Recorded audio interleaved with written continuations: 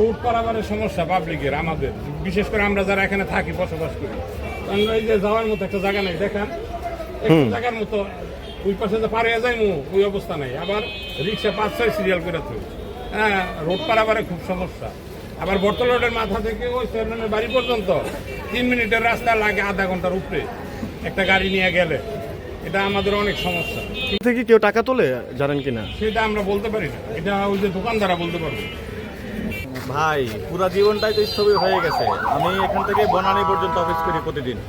তো বনানী পর্যন্ত এই রাস্তাটা যখন ফ্রি ছিল তখন আমি বাসে গেলে অ্যাট বেস্ট আমার 40 থেকে 50 মিনিট সময় লাগতো, যেটা এখন আমার সেটা 1.5 ঘন্টা এক্সিড করে, মাঝে মাঝে আরও বেশি হয়।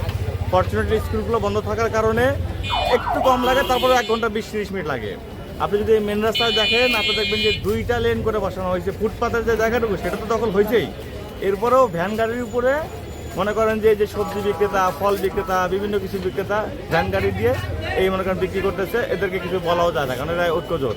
এদের তারা পুলিশ চাঁদা খায়, এদের মনে করেন যে আশেপাশে যারা আছে তোমরা এরা চাঁদা খায়, খেয়ে এগুলো বসায় রাখছে। মনে করেন এই রাস্তাগুলো যদি ফ্রি থাকতো তাহলে একদম গাড়িগুলা অনায়াসে চলতে পারতো।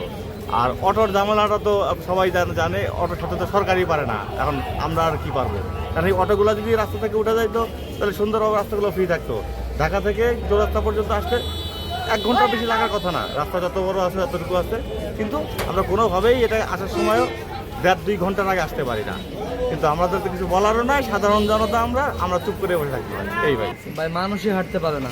আপনারা একটু পরে দেখবেন রিক্সার জন্য মানুষ হাঁটতে পারে না, অথচ ওনারা রাস্তার সামনে ড্রেনের সামনে রাস্তা এটা উদ্ধার দখল করে রাখছে। তো সামনে টাকা দেন, এটা যদি মানুষের চলাচল রাস্তা তো ভালো করতে পারে, তারপর আপনি যত ঝামেলা যত আপনার সামনে দেন সমস্যা নেই, মানুষ তাকে যেতে হবে, মানুষই যেতে পারবে না ঠিক মতো।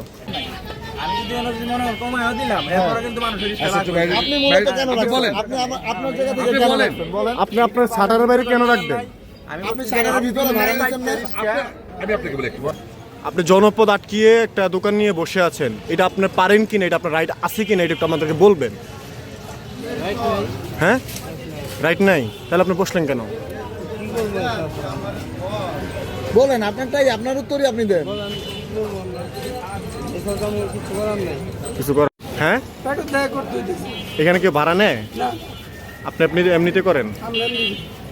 আচ্ছা।